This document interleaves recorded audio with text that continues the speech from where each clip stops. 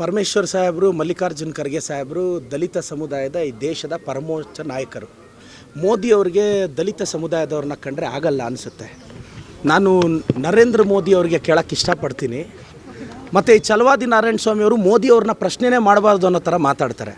ನಾನು ನರೇಂದ್ರ ಮೋದಿಯವ್ರನ್ನ ಪ್ರಶ್ನೆ ಮಾಡ್ತಿದ್ದೀನಿ, ಯಾಕೆ ದಲಿತರು ಈ ದೇಶದಲ್ಲಿ ಬೆಳೆಯೋದು ನಿಮ್ಗೆ ಇಷ್ಟ ಇಲ್ವಾ sir? Mallikarjun Kharge sir AICC president ಆದರು, ಅದನ್ನು ನೋಡಿ ನಿಮಗೆ ಸಹಿಸ್ಕೊಳ್ಳೋಕ್ಕಾಗ್ತಿಲ್ವ ಸರ್? ಇಲ್ಲಿ ಗೃಹ ಮಂತ್ರಿಗಳಾಗಿರ್ತಕ್ಕಂಥ ಪರಮೇಶ್ವರ್ ಸಾಹೇಬ್ರನ್ನ ನೋಡಿ ನಿಮಗೆ ಸಹಿಸ್ಕೊಳ್ಳೋಕ್ಕಾಗ್ತಿಲ್ವ ಸರ್? ಯಾಕೆ ನರೇಂದ್ರ ಮೋದಿ ಸರ್ ಬರೀ ಅಪ್ಪರ್ ಕಮ್ಯುನಿಟಿನೇ ಬೇಕಾ ನಿಮಗೆ? ಗಾನ ಭಜನ ಮಾಡೋರೇ ಬೇಕಾ? ದಲಿತರು, ಅಲ್ಪಸಂಖ್ಯಾತರು, ಹಿಂದುಳಿದವರು ನಿಮಗೆ ಬೇಡವಾ ಅನ್ನೋದು ನನ್ನ ಪ್ರಶ್ನೆ. ಮತ್ತು ಇನ್ನೊಂದು ಹೇಳ್ತೀನಿ, ಈ ಛಲವಾದಿ ನಾರಾಯಣ ಸ್ವಾಮಿ ಅವರ ಹೇಳಿಕೆ ನನಗೆ ಭಾಳ ಬೇಜಾರು ತರಿಸ್ತು. ಇವರೊಂದು ಚಡ್ಡಿನ ಒತ್ಕೊಂಡ ಮೇಲೆ ಎಲ್ಲ ಉಲ್ಟಾ ಓದ್ಕೊತಾ ಇದ್ದಾರೆ.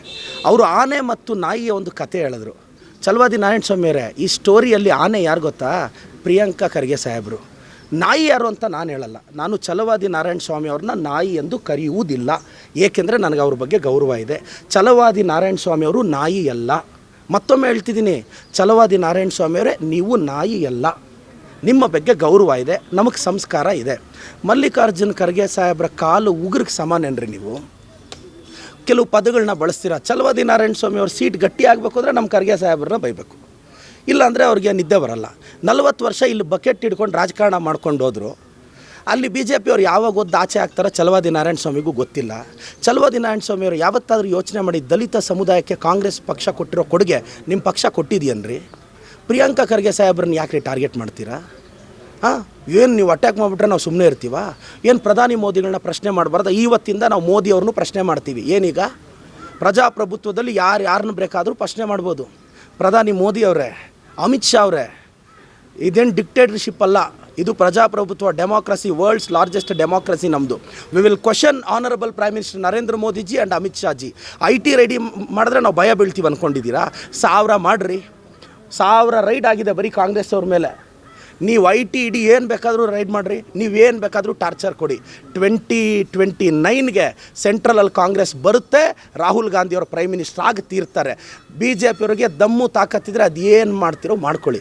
ಶಿಕ್ಷಣ ಸಂಸ್ಥೆಗಳ ಮೇಲೆ ಬರ್ತಾರೆ ಇವರು.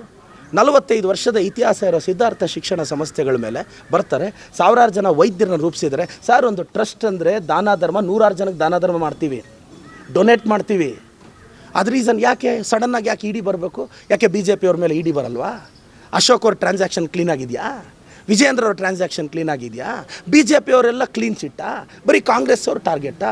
IT ED ನನ್ನ ನೋಡಿ ಸುಪ್ರೀಂ ಕೋರ್ಟು ತರಾಟೆಗೆ ತೊಗೊಂಡಿದೆ. EDಗೆ ಲಿಮಿಟ್ ದಾಟಿ ಬರ್ತಾ ಇದ್ದಾರೆ ED ಅವ್ರನ್ನ. ನಾವು ED ಅವ್ರ ಮೇಲೂ ಕೇಸ್ ಹಾಕ್ತೀವಿ. ಏನು ED ಅವರು IT ಆಫೀಸರ್ಸ್ ಏನು ಅವ್ರ ಅಪ್ಪನ ಮನೆ ಸೊತ್ತ ಟಾರ್ಗೆಟ್ ಮಾಡಿದ್ರೆ ಮಾಡಿಸ್ಕೊಳ್ಳೋಕ್ಕೆ? ನಮಗೆ ಫೇಸ್ ಮಾಡೋದು ದಮ್ಮಿದೆ, ಕಾಂಗ್ರೆಸ್ ಲೀಡರ್ಶಿಪ್ಗೆ ದಮ್ಮಿದೆ. ನಿಮ್ಮ IT EDಗೆಲ್ಲ ಭಯ ಬೀಳಲ್ಲ. ನಾವು 29ನಲ್ಲಿ ರಾಹುಲ್ ಗಾಂಧಿಯವರು ಪ್ರೈಮ್ ಮಿನಿಸ್ಟರ್ ಆಗ್ತಾರೆ ಅನ್ನೋ ಅಭದ್ರತೆ BJP ಅವ್ರು ಕಾಡಿದೆ.